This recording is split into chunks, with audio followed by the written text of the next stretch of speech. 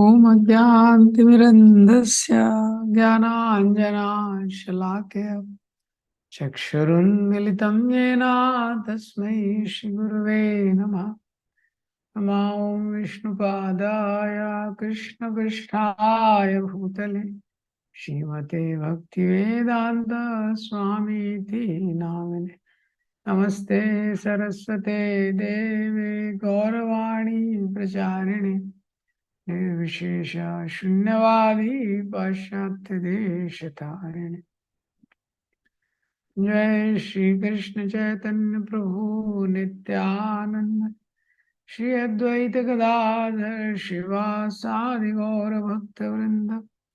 हरे कृष्णा कृष्ण कृष्णा हरे हरे, हरे रामो राम रामो हरे हरे। हरे कृष्ण। हम लोग देख रहे थे भगवद गीता अध्याय 8। तो ये श्लोक का एक्रोनिम है डाउट्स, डेड। तो पहला डी है, डी फॉर डाउट्स। तो पहले दो श्लोक में अर्जुन 8 प्रश्न करते हैं। तीसरे चौथे श्लोक में भगवान उसमें से 7 प्रश्न का संक्षिप्त में उत्तर देते हैं। उसके बाद जो 8वां प्रश्न है कि भगवान को कैसे याद किया जाएगा at the time of death, मृत्यु के समय कैसे भगवान का स्मरण किया जा सकता है, तो उसका आगे भगवान एक्सप्लेनेशन देने वाले।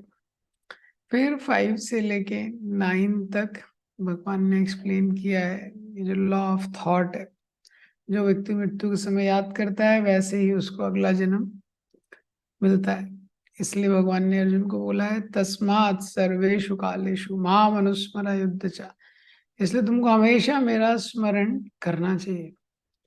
और वो स्मरण कैसे करना चाहिए ये वो 9th श्लोक में बताया है, कैसे मेडिटेट करना चाहिए। फिर वहां से लेके 13 तक योग मिश्रित भक्ति के द्वारा, जो 9 से 22 सेक्शन है, ए फॉर अष्टांग योगा, योग मिश्र भक्ति के द्वारा भगवान को कैसे याद करना है। उसमें कुछ शुद्ध भक्ति के भी श्लोक हैं, वो हम देखेंगे। तो 9 से लेके जो 13 श्लोक है इसको आज रिसाइट करेंगे, इसको देखेंगे। 8 तक हमने लास्ट टाइम देखा था। कविं पुराणम् अनुशासितारं मनोरणीयं मनुस्मरेद्य सर्वस्य धातारमचिन्त्य रूपम् आदित्यवर्णं तमसा परस्तात् प्रयाणकाले मनसा चलेन भक्त्या युक्तो योगबलेन चैव प्रभोर्मध्ये प्राणमावेश सम्यक् सातं परं पुरुषमुपैति दिव्यम् यदक्षरं वेदविदो वदन्ति विशन्ति यत्तयो वीतरागा यदिच्छन्तो ब्रह्मचर्यं चरन्ति तत्ते पदं संग्रहेण प्रवक्ष्ये सर्वद्वाराणि संयम्य मनोहृदि निरुद्ध च मूर्धन्यादाय आत्माना प्राणम् आस्थितो योगधारणाम् ओम इत्येकाक्षरं ब्रह्मा व्यहारन् मामनुस्मरन् या प्रयाति तजिन्देहं सा याति परमां गतिम्।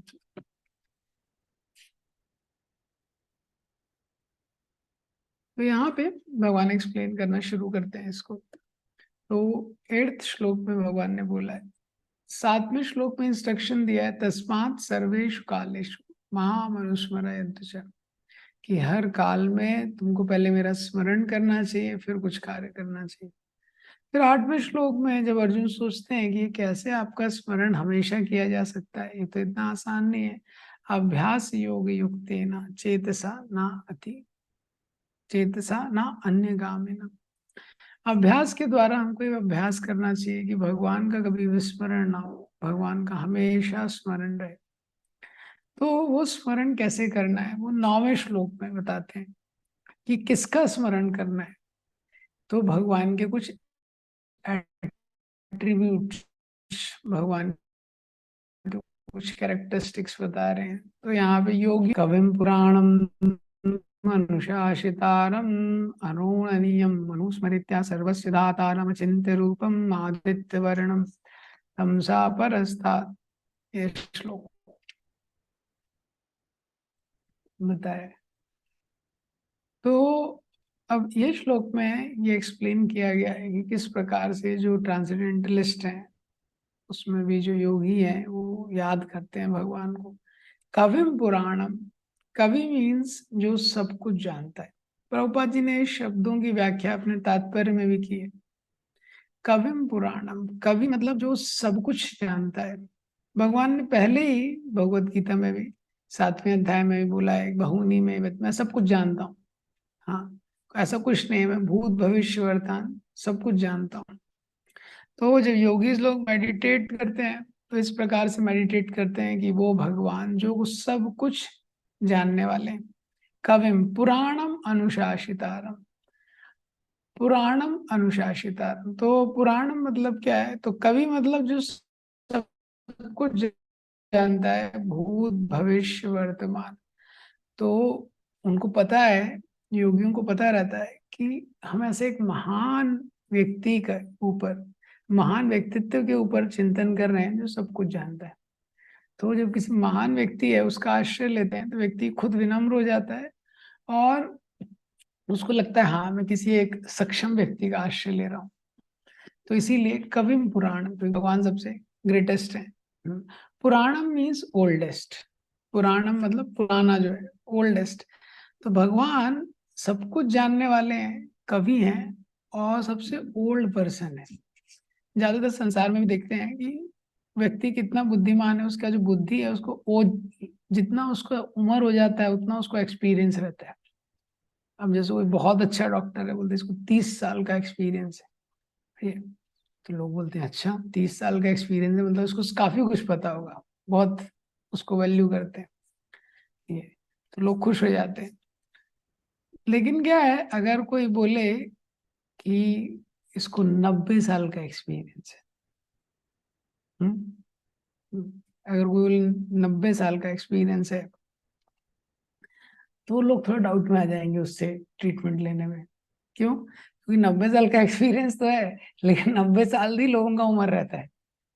तो लोग सोचेंगे किसी को 15 साल का है, 20 साल का है, 30 साल का है, तो लोग कॉन्फिडेंट हो जाते हैं। लेकिन अगर 90 साल का है तो लोग सोचेंगे तो इतना वृद्ध हो गया है, अच्छे से काम कर पाएगा कि नहीं कर पाएगा। क्योंकि जब इतना वृद्ध हो जाता है व्यक्ति तो वो प्रॉपरली वो चीजें नहीं कर पाता है। ये अब उसके हाथ उसका कंट्रोल में नहीं रहता है, वो कितना भी एक्सपर्ट हो पहले, लेकिन एक उम्र के बाद उसका कंट्रोल चला जाता है। इसीलिए यहाँ पे बोल रहे हैं अनुशासितारम। भगवान ऐसे नहीं है, अनुशासितारम। अनुशासितारम मतलब जो सब कुछ कंट्रोल कर रहे हैं वो भगवान है। सब कुछ भगवान के कंट्रोल के अंदर है। कविम पुराणम अनुशासितारम, तो कवि हैं वो सबसे ज्यादा इंटेलिजेंट है, वाइजेस्ट। पुराणम वो ओल्डेस्ट है, सबसे ज्यादा सारी चीजें उनसे निकल रही है। अनुशासितारम वो स्ट्रॉन्गेस्ट है, सब कुछ कंट्रोल कर रहे हैं। इसलिए हम सुनते हैं कि भगवान की मर्जी के बिना कुछ भी नहीं होता। Nothing happens without the will of Krishna. पर इसमें क्या है, विल का मतलब ये नहीं है कि भगवान चाहते हैं कि कुछ बुरा हो। इसका एग्जैक्ट अंडरस्टैंडिंग है nothing happen without the sanction of Krishna. ये विल और सैंक्शन में अंतर है। विल मतलब भगवान की इच्छा है। कोई बोलेगा मैं कुछ गलत काम कर रहा हूँ, किसी ने किसी का मर्डर कर दिया, कुछ गलत क्रिया कर दी, तो भगवान की मर्जी के बिना क्या हो सकता है। वो भगवान की मर्जी नहीं है, भगवान का सैंक्शन है ये। हम लोग भी कभी कुछ किसी व्यक्ति के मन में कुछ गलत विचार आया, कुछ है, भगवान चाहते नहीं कि कोई व्यक्ति गलत करे, लेकिन कोई बहुत स्टबन ऑब्स्टिनेट जिद्दी रहता है, भगवान क्या करते हैं उसको सैंक्शन कर देते। कविम पुराणम अनुशासितारम, इसका मतलब है ऐसे भगवान है जो सब कुछ कंट्रोल कर रहे हैं। अब कोई व्यक्ति इस संसार में हम देखते हैं कि अगर बहुत बुद्धिमान है और ऐसा बहुत बड़ा कंट्रोलर है तो उसकी उसके बारे में चिंतन करते ही हमको लगता है कि बहुत बड़ा व्यक्ति होगा, इसका साइज भी बहुत बड़ा होगा। लेकिन भगवान बोल रहे हैं अणोरणीयम, तो बहुत छोटे हैं, स्मॉलर देन द स्मॉलेस्ट। बहुत छोटे हैं भगवान, इतने छोटे हैं कि हमारे हृदय में भी फिट हैं। और एकदम चीटी रहती है उसके अंदर भी भगवान है, इतने छोटे हैं भगवान। कितने सारे हम देखते हैं, इतने छोटे छोटे इंसेक्ट्स हैं उसके अंदर भी भगवान है। तो अणोर अनियम, अनुस्मरित, तो ऐसे भगवान का यहाँ पे बताया जा रहा है कि ऐसे जो भगवान है, अंडांतरस्थ परमाणु चयांतरस्थम, कण कण कण के अंदर है ये। तो भगवान स्मॉलर देन द स्मॉलेस्ट भी है और ग्रेटर देन द ग्रेटेस्ट भी है। तो जो छोटे हैं तो इतने छोटे हैं कि हर एटम के अंदर है, और जब बड़े हैं तो उनसे बड़ा कोई है ही नहीं। जब महाविष्णु के रूप में है तो उनके शरीर के रोमकूप से ब्रह्मांड निकल रहे। तो इतना भगवान की ये विशेषता है। तो जब ग्रेटेस्ट है तो महाविष्णु के फॉर्म में, स्मॉलेस्ट है तो फिर जब शिरोदक्षाई विष्णु जो परमात्मा के फॉर्म में है, वो इतने छोटे हैं कि सबके अंदर है। अनुस्मरेद्या, अनुस्मरेद्या मतलब ऐसे भगवान का हम चिंतन कर रहे हैं। वो जो योगी लोग हैं चिंतन कर रहे हैं ऐसे भगवान का, अनुस्मरेद्या। तो अनुस्मृत्या का मतलब क्या है? स्मरण मतलब स्मरण करना। अनुस्मृत्या मीन्स तत्व को जानते हुए स्मरण करना। तो जो योगी लोग हैं वो केवल ऐसा नहीं कि कोई फोटो देख ली। आजकल लोग क्या, जैसे मेडिटेट कर रहे हैं तो फोटो देख ली कुछ कि ऐसे भगवान है, उसमें मेडिटेट कर रहे हैं।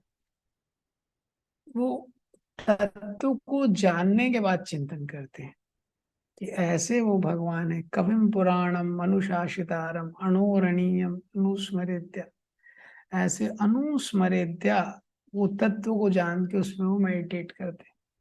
सर्वस्य धातारम, सर्वस्य धातारम, धाता मीन्स मेंटेनर, वो सब लोगों को मेंटेन करने वाले। इस संसार में किसी का भी पालन पोषण हो रहा है, हमको ये पता होना चाहिए हमारा भी। तो हम नहीं कर रहे हैं, वो भगवान ही कर रहे हैं। कोई बोल सकता है नहीं नहीं मेरी जॉब है वो मुझे मेंटेन कर रही है। कोई बोल सकता है मेरा जो बैंक बैलेंस है वो मुझे मेंटेन कर रहा है। कोई बोल रहा है मैं अपने परिवार को मेंटेन कर रहा हूँ।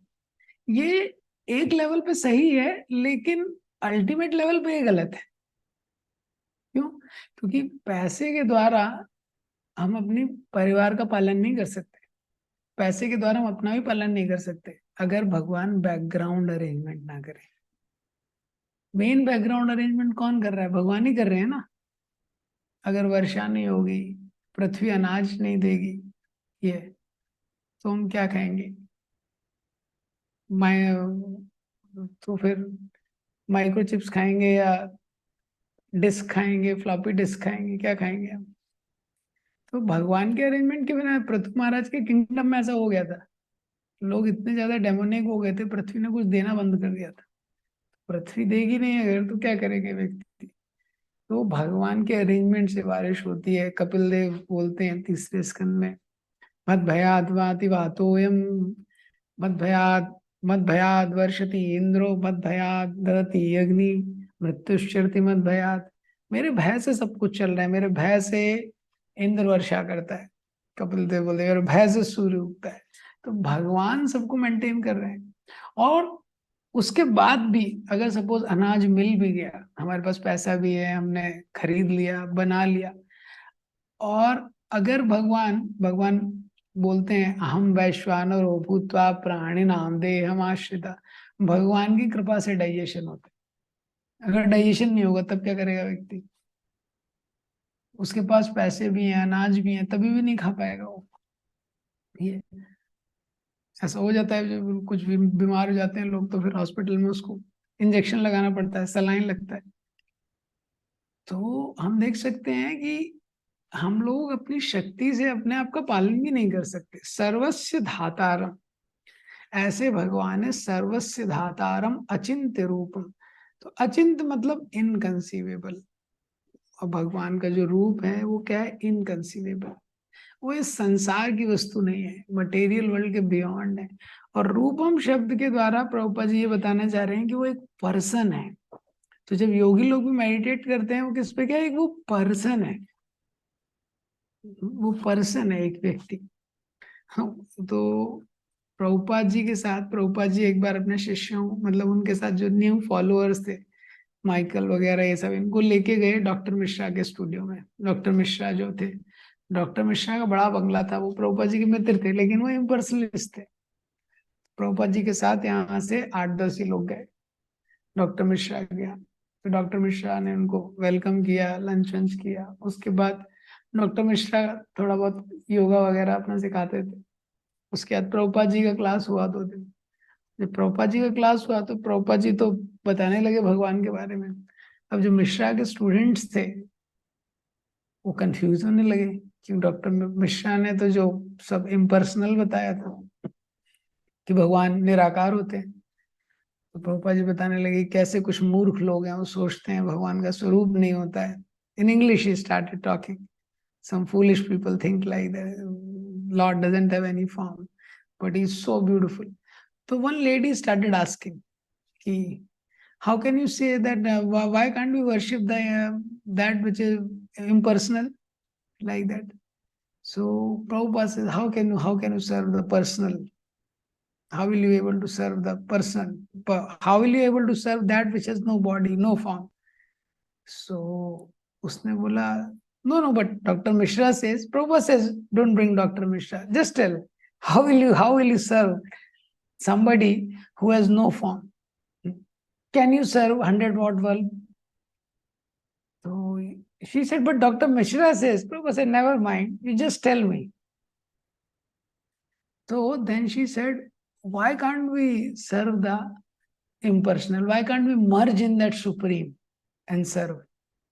And Prabhupada told, can you go back to the womb of your mother and serve? This Prabhupada told.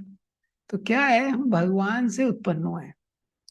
Prabhupada ji ने ये एग्जाम्पल दिया, जैसे एक माँ होती है बच्चे को जन्म देती है, अब वो क्या बच्चा वापस से माँ के घर में जाके सेवा कर सकता है? So then she was pacified. तो रूपम मीन्स भगवान का एक रूप है। आदित्य वर्णम तमसा परस्तात्, आदित्य वर्णम सूर्य की तरह उनका तेज है। तमसा परस्तात्, और ये जो तमोगुण वाला ये जो अंधकार से भरा हुआ जगत है, परस्तात् इसके परे वो भगवान है। तो प्रभुपाद जी इस तात्पर्य में लिखते हैं कि इस वर्ष में the process of thinking about the Lord is mention, पहली लाइन में तात्पर्य के। और प्रभुपाद जी ने तात्पर्य में वो जो रूपम शब्द है शुरू में तो पहले उसको ही क्लेरिफाई किया है कि भगवान इम्पर्सनल नहीं है, भगवान कोई वॉइड नहीं है ये। तो इसको प्रभुपाद जी ने एक्सप्लेन किया है इस श्लोक में। अब इसके अगले श्लोक में जो 10th श्लोक है उसमें बताते हैं कि इस प्रकार से मेडिटेट करने के बाद आगे का प्रोसेस। प्रयाण काले मनसा चलेना, प्रयाण काले मृत्यु के समय मनसा अचलेना। तो प्रयाण काले जो मृत्यु के समय जो मन है, ये मन क्या है, उसको स्थिर करना होता है। अचलेना, अचलेना मतलब चलना नहीं चाहिए ज्यादा है। तो मन को स्थिर करना इतना आसान नहीं है। पहले ही अर्जुन ने बोला है कि चंचलम ही मना कृष्णा, ये तो प्रयाण कालीन मनसा चलेना। तो प्रयाण मृत्यु के समय मन को कैसे स्थिर करेंगे? भक्त्या युक्तो योग बलेन चैव, भक्ति के द्वारा और योग बल के द्वारा, योग बलेन चैव। तो जब योग का बल रहेगा तो माइंड स्थिर होगा। तो प्रभुपाद जी भी इस तात्पर्य में आप देखेंगे तो जो लास्ट पैराग्राफ है योग बलेन शब्द को एक्सप्लेन करते हैं। तो योग बल चाहिए अगर मन को स्थिर रखना है, तो जीवन भर का एक डिटरमाइंड प्रैक्टिस चाहिए अगर मृत्यु के समय भगवान को याद रखना है। तो योग बलेना, जब जीवन भर व्यक्ति ऐसे योग का पालन करता है तो क्या है, माइंड उसका अचल हो सकता है। नहीं तो मन का स्वभाव है ये चंचल रहता है। ये बहुत जगह बताया गया। तो मन का जो स्वभाव क्या है वो चंचल रहता है, वो किसी जगह फिक्स नहीं होता है ये। तो ऐसे मन को अगर चंचल से हटाना है तो योग बलेने चाहिए, और भक्त्या युक्त, तो भक्ति भी चाहिए। तो मन चंचल कैसे होता है, मन डिस्टर्ब या रेस्टलेस कैसे होता है? क्योंकि जो 6 अनर्थ हैं, काम क्रोध लोभ मोह मात्सर्य, ये मन को एजिटेट करते हैं और इसके कारण मन चंचल रहता है। जब ये जितने हद तक फिर मन शुद्ध होता है, जब हम हरे कृष्ण मंत्र का जाप करते हैं, भगवान के गुणों का चिंतन करते हैं, श्रवण करते हैं, तो इससे क्या होता है, धीरे धीरे मन शांत होता है। शांत कब होता है? पहले प्योरीफाई होता है फिर पैसिफाई होता है। समझ रहे हैं? पहले प्योरीफाई फिर पैसिफाई, पहले प्योरिफिकेशन होता है फिर ये पीसफुल होता है। और अगर कोई टेम्पररी पीसफुलनेस इसको लाने की कोशिश करता है बिना प्योरिफिकेशन के, तो उससे काम नहीं होता। जैसे क्या होता है, कभी माइंड हमारा बहुत डिस्टर्ब करता है, बहुत चंचल है, मन को लग रहा है कुछ खा लिया जाए, कुछ देख लिया जाए, व्यक्ति सोचता है चलो ये कर लेते हैं, तो इसमें क्या है, प्योरिफिकेशन नहीं हुआ है, और वो सोच रहा है मैं माइंड को पीसफुल कर दूंगा। माइंड बोल रहा है ये चीज, जैसे छोटा बच्चा जिद करता है मुझे लॉलीपॉप चाहिए, तो पेरेंट्स बोलते हैं ठीक है इसको दे दो। जैसे अभी छोटे बच्चे जिद करते हैं स्मार्टफोन के लिए, पेरेंट्स बोलते हैं उसको दे दो, लेकिन उससे उसका शुद्धिकरण नहीं हुआ है, तो उससे माइंड पीसफुल नहीं होता है, वो थोड़े समय के लिए होता है, फिर और ज्यादा डिस्टर्ब करता है। इसीलिए माइंड को पीसफुल करने का तरीका है कि हमको भक्ति की क्रियाओं को करना पड़ेगा, तो जैसे जैसे शुद्ध होगा फिर उसके बाद पीसफुल होगा, तब एक्चुअल में पीसफुल होगा। और अगर पहले पीसफुल करने की कोशिश करते हैं, जो माइंड मांग रहा है उसको वो दे के, तो उससे लॉन्ग टर्म सोल्यूशन नहीं होता है। तो ये यहाँ पे बताया गया है कि योग भक्त्या युक्तो योग बलेन चैवा ध्रुवोर मध्य प्राणमावेश सम्यक।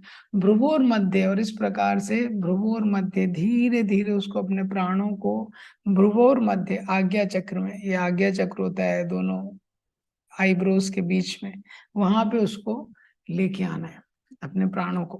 भ्रुवोर मध्य प्राणम आवेश सम्यम सातम परम पुरुषम उपैति दिव्यम। और ऐसे जब वहां पे वो अपने आज्ञा चक्र में उनको लेके आएगा, भुवाओं के मुद्ध में, ये प्राण को उसको रेज करना है, जो 6 चक्र रहते हैं ये ऐसे रेज करते। प्रभुपाद जी ने इस तात्पर्य में भी चक्रों के बारे में बताया है। सातम परम पुरुषम उपैति दिव्यम। तो वहां पे वो ऐसे, वो जो परम पुरुष हैं, जो भगवान है, उनके धाम को वो प्राप्त करेगा, दिव्य, उनको वो अटेन करेगा। तो ये योगी का अल्टीमेट डेस्टिनेशन है कि उसको भगवान पे मेडिटेट करना है, जैसे 8.9 में बोला है। मेडिटेट करने के बाद धीरे धीरे उसको प्राण को, ये जो मूलाधार चक्र होता है उससे ऊपर करते करते सारे चक्रों में आज्ञा चक्र के बीच में लेके आना है। हाँ, ये मृत्यु के समय उसको ये सब करना है, प्राणमावेश सम्यक। ये तो जब वो ऐसा करता है, तो इस श्लोक में प्रभुपाद जी ने बताया है कि मृत्यु के समय माइंड फिक्स होना चाहिए। तो जो योगी है, मृत्यु के समय उसका माइंड फिक्स होना चाहिए डिवोशन में, और धीरे धीरे उसको लाइफ फोर्स को लेके आना है आईब्रोज के बीच में। और ये होगा कैसे? योग बल के द्वारा। तो योग बल कैसे मिलेगा उसको? जीवन भर जब वो प्रैक्टिस करेगा। तो अब जब उसको ये मिलता है, तो इसके लिए उसको जीवन भर पहले क्या प्रैक्टिस करना चाहिए? ये तो फाइनल मूवमेंट का प्रोसेस हो गया जो 8.10 में बोला है। अब थ्रू आउट लाइफ उसको क्या प्रैक्टिस करना है, वो नेक्स्ट श्लोक में है। यदक्षरं वेद विदो वदन्ति विशन्ति यत्तयो वीतरागा यदिच्छन्तो ब्रह्मचर्यं चरन्ति तत्ते पदं संग्रहेण प्रवक्षे। संग्रहेण प्रवक्षे, भगवान बोलते हैं जीवन भर क्या करना है, मैं तुम्हें उस पथ के बारे में बताता हूँ। प्रवक्षे मीन शॉर्ट में, समरी में मैं तुमको बताता हूँ। यद अक्षरम वेद विदो वदंती, अक्षर मीन्स जो ओम शब्द है, तो उसको ओम का उच्चारण करना है। वेद विदो वदंती, उसको वेदों का पाठ करना है। ठीक है, वेद विदो जो वेदों को जानने वाला है, इस प्रकार का जो व्यक्ति है। विशंति ते वीतरागा, वीतरागा, वीत और राग, अटैचमेंट और एवर्जन, आसक्ति और द्वेष, इससे उसको मुक्त होना है। यतयो, इस प्रकार का जो योगी है, इस प्रकार का जो साधक है, जो ओम का उच्चारण यानी मंत्र उच्चारण कर रहा है, वेद विदो वदंती, वेदों का पाठ कर रहा है, वेदों को जानने वाला है, वीतराग एनवी और अटैचमेंट एवर्जन, आसक्ति और द्वेष से मुक्त है, ब्रह्मचर्यम चरंती, ब्रह्मचर्य का पालन कर रहा है, तत्ते पदम, वो प्राप्त करेगा उस पद को। जो ये सारी चीजें फॉलो कर रहा है वो उसको प्राप्त करेगा। तो यहाँ पे ये सारी चीजें बताई गई हैं। प्रभुपाद जी ने तात्पर्य में मेनली ब्रह्मचर्य के बारे में बोला है। तात्पर्य देखेंगे तो प्रभुपाद जी बोलते हैं इतने सारे इंस्टीट्यूशन है, लेकिन कोई भी इंस्टीट्यूशन ने नहीं है आज की डेट में जो ब्रह्मचर्य के बारे में एक्सप्लेनेशन दे कि how to live a life of celibacy. क्योंकि ब्रह्मचारी के जीवन के बिना, जब तक कोई ब्रह्मचारी का जीवन नहीं व्यतीत करेगा, आगे का कोई भी चीज वो सफलता से नहीं कर सकता है। इसीलिए पहला जो स्टेज है वो ब्रह्मचर्य है, उसके बाद गृहस्थ, वानप्रस्थ, संन्यास। ये तो ब्रह्मचर्य में एजुकेशन बहुत जरूरी है व्यक्ति की। प्रभुपाद जी लिखते हैं लेकिन इस समय कलयुग में उसका पालन करना लगभग लगभग असंभव है। इसीलिए प्रभुपाद जी ने लिखा है हरे कृष्ण जो मंत्र है इसका पालन, इसको हमको जप करना है। इसके बाद अर्जुन को भगवान ने क्या बोला है 11वें श्लोक में, मैं तुमको उस पथ के बारे में बताऊंगा। हाँ, शॉर्ट में। तो पथ क्या है, वो पाथ क्या है, वो 12वें श्लोक में बताते हैं। तो 11वें श्लोक में बताया है क्या क्या प्रैक्टिसेस हैं। ब्रह्मचर्य का पालन करना है, वेदों को पढ़ना है, ओम का उच्चारण करना है, राग द्वेष से मुक्त रहना है। अब उसके बाद क्या करना है, सर्वद्वाराणि संयम्य मनोहृदय निरुद्ध च। सर्वद्वाराणि, जितने द्वार मीन्स डोर। तो ये डोर हैं, ये द्वार हैं जिनके द्वारा जो कॉन्शियसनेस है वो बाहर जाती है। हम्म, और इनके द्वारा जो बाहर के ऑब्जेक्ट हैं वो अंदर आते हैं, जो कॉन्शियसनेस को अफेक्ट करते हैं। तो भगवान बोल रहे हैं कि ये सारे सर्व द्वाराणी संयम, इनको सबको बंद करना है, या तो अंडर कंट्रोल, नियम अपने कंट्रोल में होने चाहिए सारे द्वार, इंद्रियों के जितने द्वार है। मनो हृदय निरुद्ध चा, मन को हृदय में फिक्स करना है। हम्म, मन को हृदय में फिक्स करना है। तो ये मन को हृदय में फिक्स करने का मतलब क्या है, तो ये जो हृदय है यहाँ पे बायोलॉजिकल ऑर्गन की बात नहीं हो रही है, जो हार्ट ब्लड पंप करता है। यहाँ पे हार्ट का मतलब क्या है, हार्ट जो है सीट ऑफ इमोशन है, मतलब जो सोल है। तो जो मन है, fix the mind on heart, मन के द्वारा व्यक्ति को कंसंट्रेट करना है, किस पे, आत्मा पे। ये इसका मतलब है मनो हृदय निरुद्ध चा। मन के द्वारा उसको किस पे फिक्स करना है, अपने मन के द्वारा उसको हार्ट में। हार्ट मतलब जो सोल है, हार्ट में जो सोल रहता है, हार्ट क्या है, सीट ऑफ इमोशन है। तो मन के द्वारा उसको सोल पे मेडिटेट करना है। मूर्धन्य आधाय प्राण आत्मा, मूर्धय आधाय आत्मना प्राणम। और फिर उस तरह मूर्धन्य मतलब हेड, ये जो सर है, हाँ, इसके द्वारा पहले उसको सारी इंद्रियों को संयम में करना है, सारी इंद्रियां उसके वश में रहनी चाहिए। उसके द्वारा उसके मन को आत्मा पे उसका चिंतन करना है। इस प्रकार से जो उसके जो प्राण है वो धीरे धीरे यहाँ पे आएंगे, योग धारणा, अब वो योग में स्थित हो जाएगा। तो सारी इसका संयम कैसे होगा, जो पहले बताए प्रत्याहार, वो सब चीजें यहाँ पे बताई गई हैं। तो इस श्लोक में प्रभुपाद जी तात्पर्य में बताते हैं, इस श्लोक में क्या बताया है कि उसको पहले सारे डोर क्लोज करने हैं। अगर उसको अपने प्राण को यहाँ से यहाँ लाना है, भगवान पे मेडिटेट करना है, तो उसका इंद्रिय तृप्ति 0 होना चाहिए।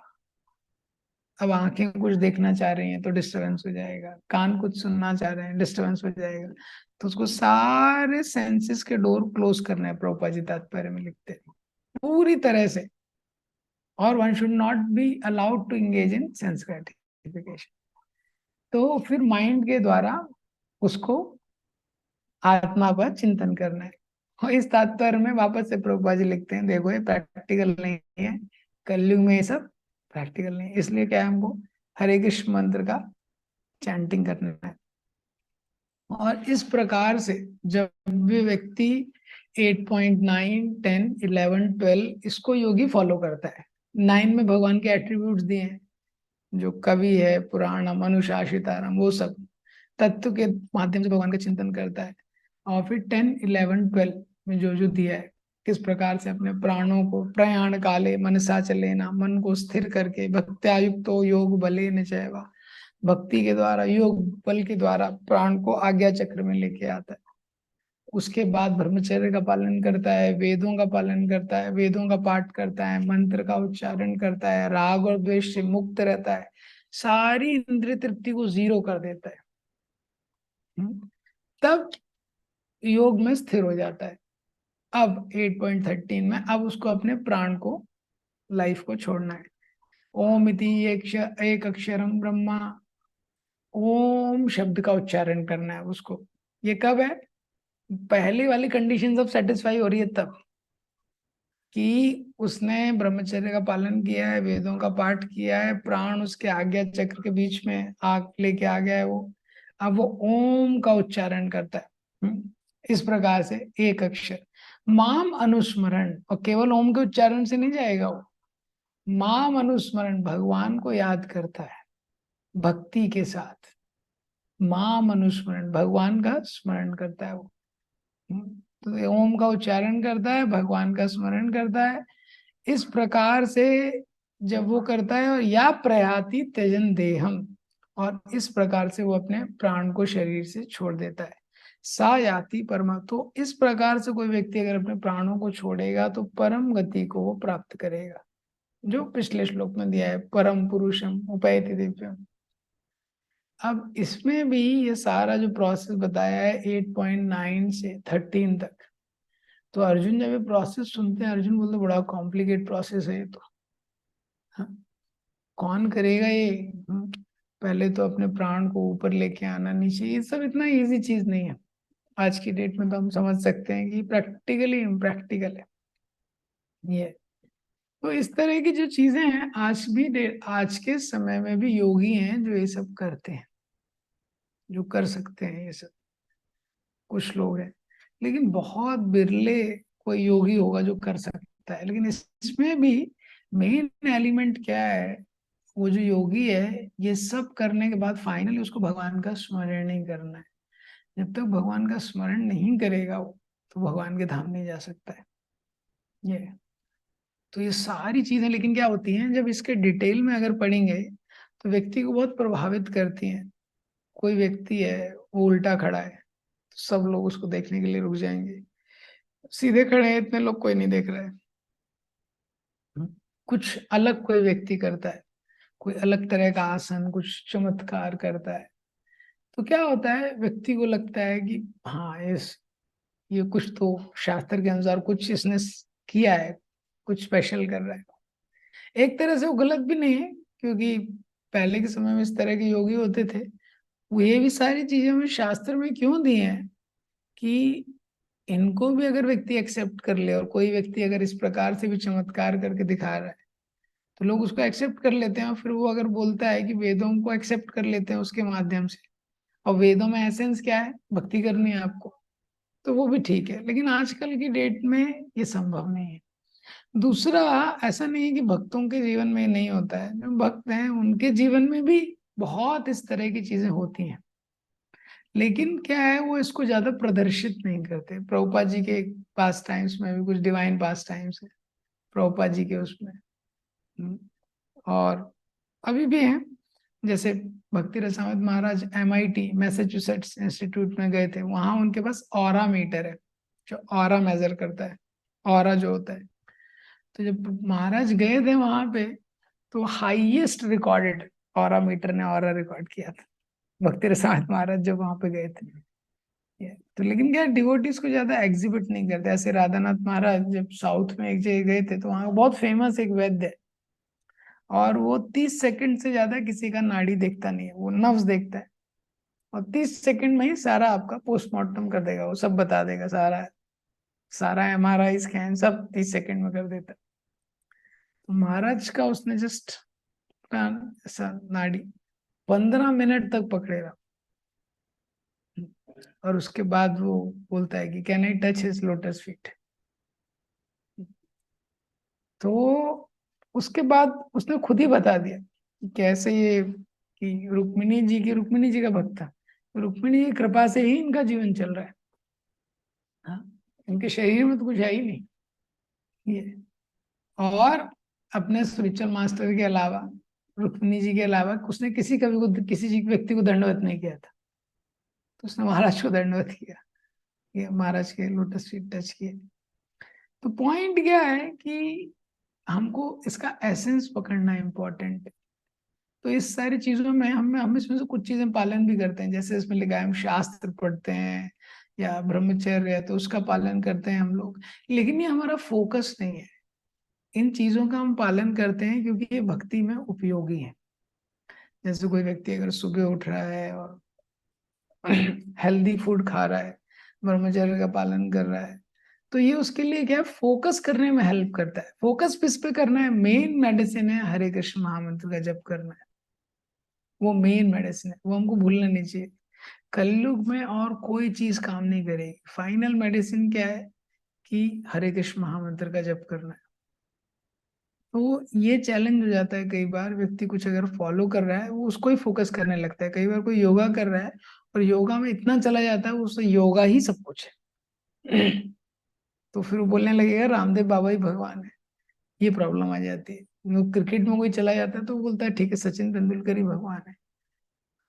तो हम लोगों को जो मेन गोल है उससे हटना नहीं चाहिए।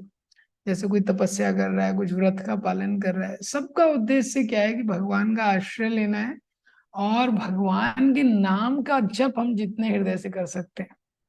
मेन मेडिसिन वही है, मेन मेडिसिन भगवान के नाम का जो जप जप है कलयुग में। तो मैक्सिमम एनर्जी हमको वहां पे डालना चाहिए।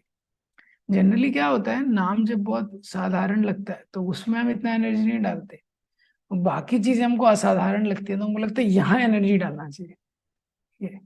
लेकिन मेन चीज क्या है, होली नेम है। कोई कंपैरिजन नहीं है हरि नाम का किसी भी चीज से।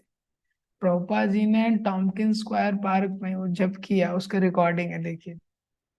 तब प्रभुपाद जी का कोई डिसाइपल नहीं था, वहां के लोगों को पता भी नहीं था ये हरे कृष्ण मंत्र क्या होता है। लेकिन किस इंटेंसिटी से शिल प्रभुपाद जी ने जप किया, वो पूरा संसार जप कर रहा है आज की डेट। इतने लोग जप कर रहे हैं ये होली नेम। प्रभुपाद जी का फेथ किस पे था, होली नेम पे था। ये टेक्निक्स और बाकी सारी चीजें डिटेल है, प्रभुपाद जी का फेथ था कि होली नेम वर्क करेगा। हमारे लाइफ में भी ये एक बहुत इंपॉर्टेंट प्रिंसिपल है। आप किसी भी डिवोटी की लाइफ में देखेंगे, अगर उसने कोर चीज को पकड़ा है तो ही वो लंबे समय तक प्रैक्टिस कर सकता है अच्छे से। अगर प्रभुपाद जी ग्रंथों का अध्ययन कर रहा है, हरि नाम का जप करने का प्रयास कर रहा है, भगवान से प्रार्थना कर रहा है, तो वो लंबे समय तक भक्ति कर सकता है अच्छे से। लेकिन अगर उसका इस पे विश्वास नहीं है, डेली यूट्यूब में कोई क्लिप देख रहा है, उससे उसका भला नहीं होने वाला है ज्यादा ये। क्योंकि उसने कोर चीज को नहीं पकड़ा है, कोर चीज को उसको पकड़ना पड़ेगा ये। तो ये एक इम्पॉर्टेंट सिद्धांत है। जब हम एक्सक्लूसिव फेथ रखेंगे, एक्सक्लूसिव फेथ बहुत इंपॉर्टेंट है भक्ति में, एक्सक्लूसिव फेथ। इसलिए भगवान ये सारी भी चीजें बता रहे हैं, आगे बताने वाले हैं कि ये तो प्रैक्टिकल है नहीं। प्रभुपाद जी पहले से ही बता दिया ये तो प्रैक्टिकल नहीं है ये।